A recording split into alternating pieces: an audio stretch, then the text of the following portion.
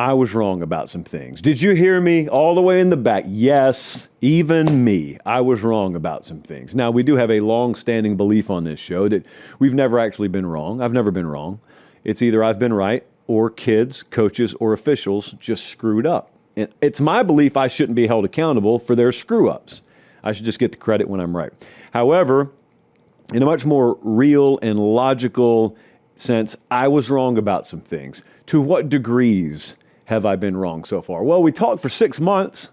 You talked, I talked, we all talked. Mine just happened to be in a microphone, so there's a record of it, about what we thought about the upcoming season, which is really fun to me. I've never been a guy who says that you shouldn't have preseason rankings. Have them. Just be willing to adjust. And that you should never have preseason thoughts and beliefs. Like, some people really think you should spend all of May, June, and July with your family, not paying attention to college football whatsoever, and you should just wait for the results to happen on the field. What a terrible way to live.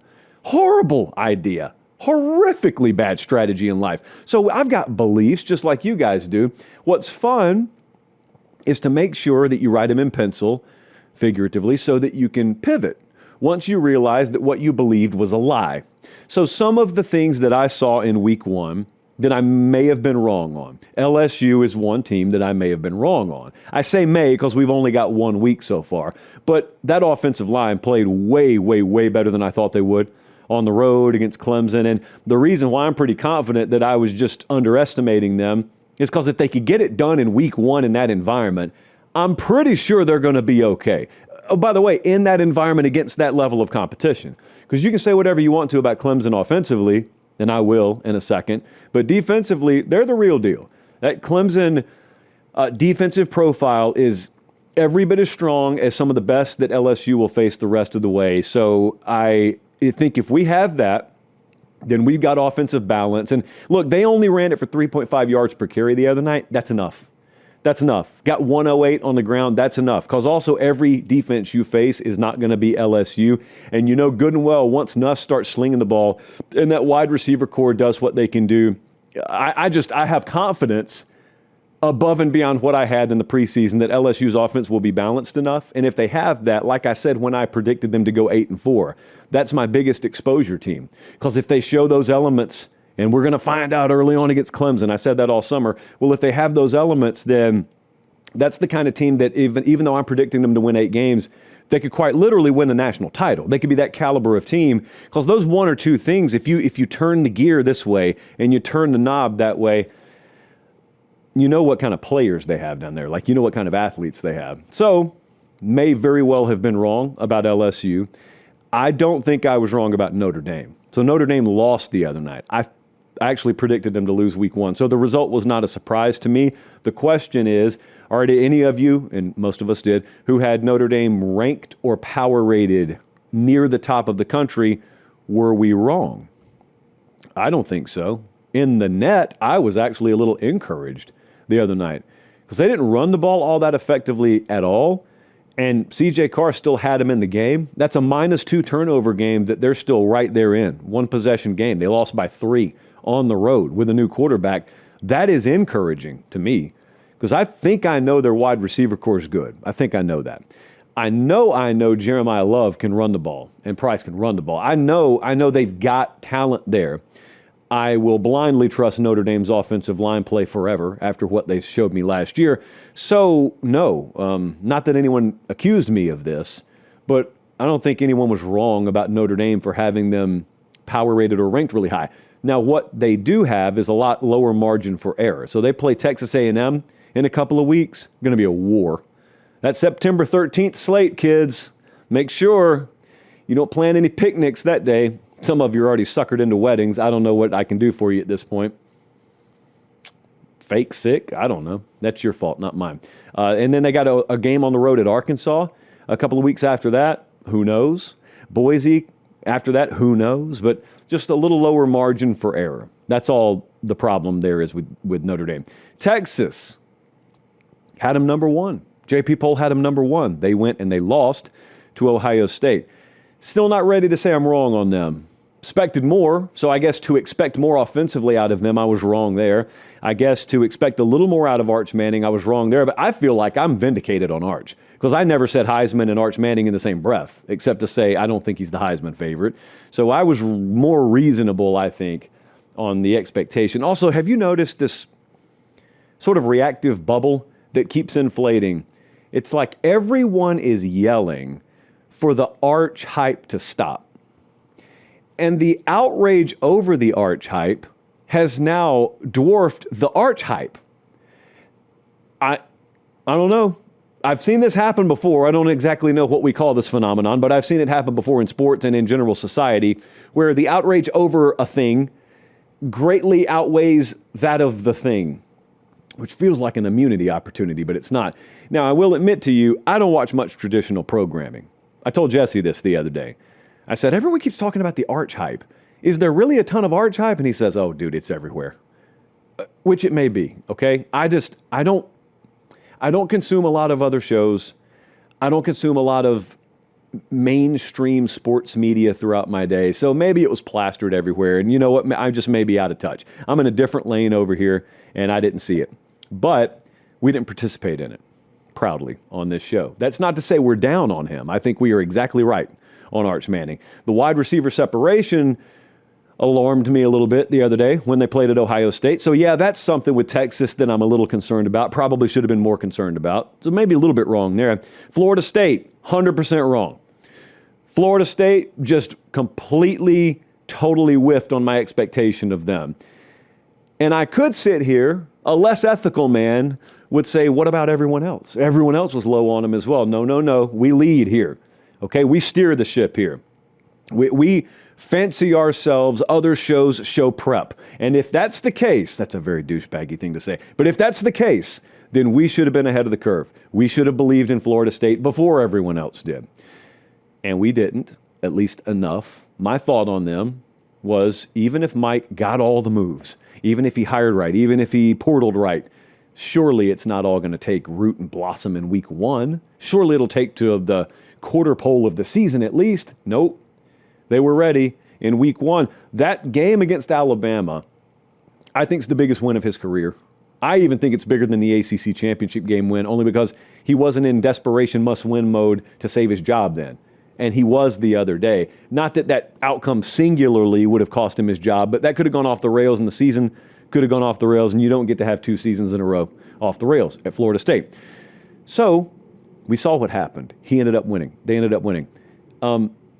The context that game's going to provide down the road, think about it. Both ways. So it's like a 4-way go potential here. It's like betting 2-team 7-point NFL teasers back in the day before the books banned them. Alabama could be terrible. And we look back and we say, the Florida State win, that wasn't all it was cracked up to be. Alabama could be really good.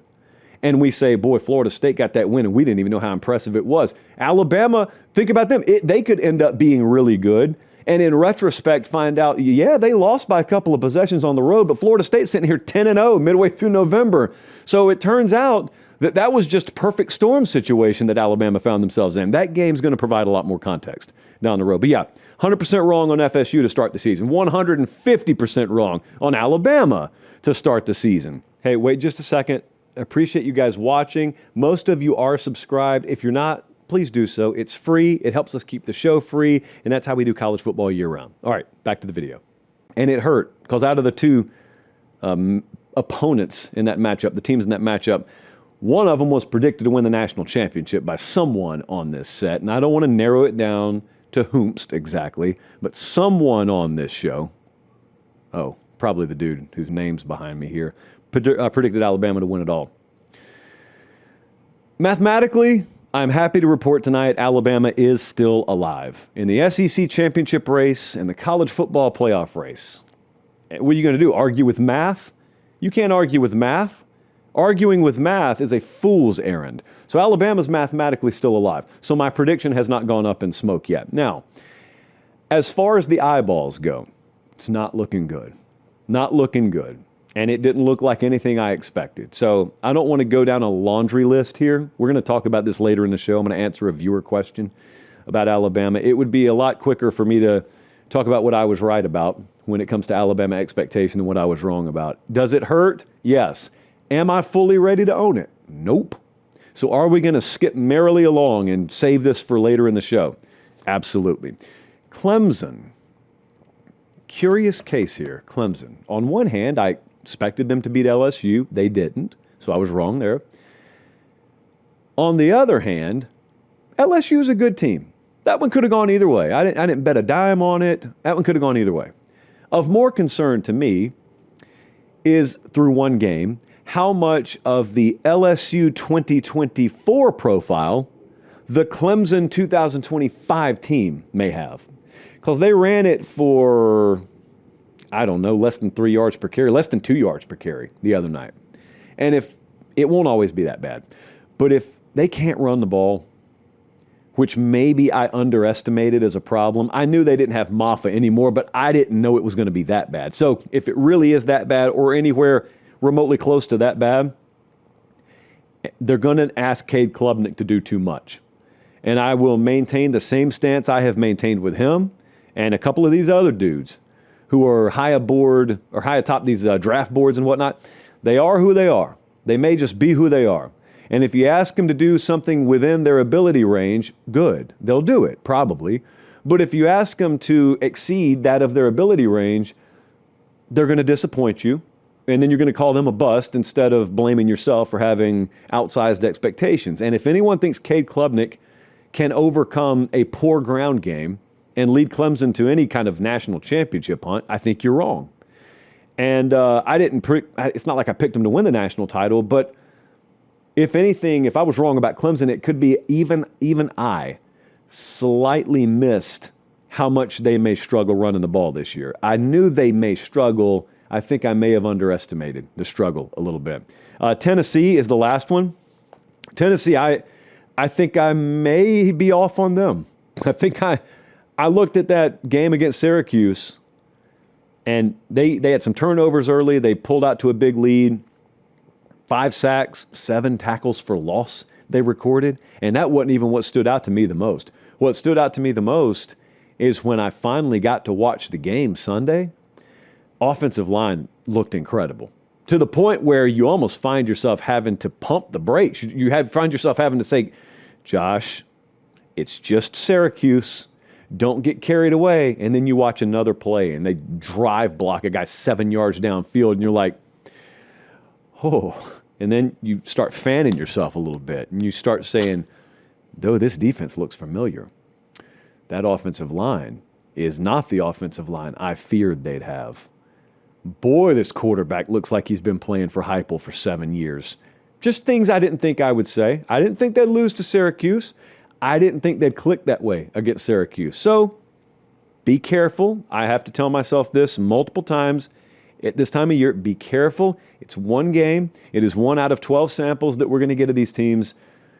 However, if that offensive line really is remotely that good, if Joey Aguilar really does that seamlessly fit into Josh Heupel's system, and if that defense really didn't take that much of a step back, that's the biggest potential mover. That fundamentally changes the SEC picture. Because, see, Tennessee's got a workable schedule. They got Georgia coming to them in 2 weeks, by the way. That is a fundamental game changer in the SEC, because if those elements of Tennessee are there, I'm going to whisper this because it's only 1 week, Tennessee's an SEC championship contending type team instead of one that is in a cycling year, like a reload year. We'll get them in 2026, which is how I viewed them preseason. Them in Michigan, I kind of viewed the same way. Not falling off a cliff, 2025 kind of a reset, get ready for 2026. Maybe they will be that. But, they looked impressive. More impressive, at least, than I thought. Now, if you're a detractor of Tennessee, I get that you're armed with the whole, but it was Syracuse bullet in your chamber. Fire it. That's fine. And I don't think they're going to knock anyone on their ear this week, but they got Georgia coming in there in 2 weeks. And they hadn't beaten them in a long time. They hadn't consistently beaten them in a long time. At least I don't know what the last time they beat them was. But that is their shot. That's their shot. Everyone's circling Georgia. It's almost like I should have picked Georgia to win the SEC.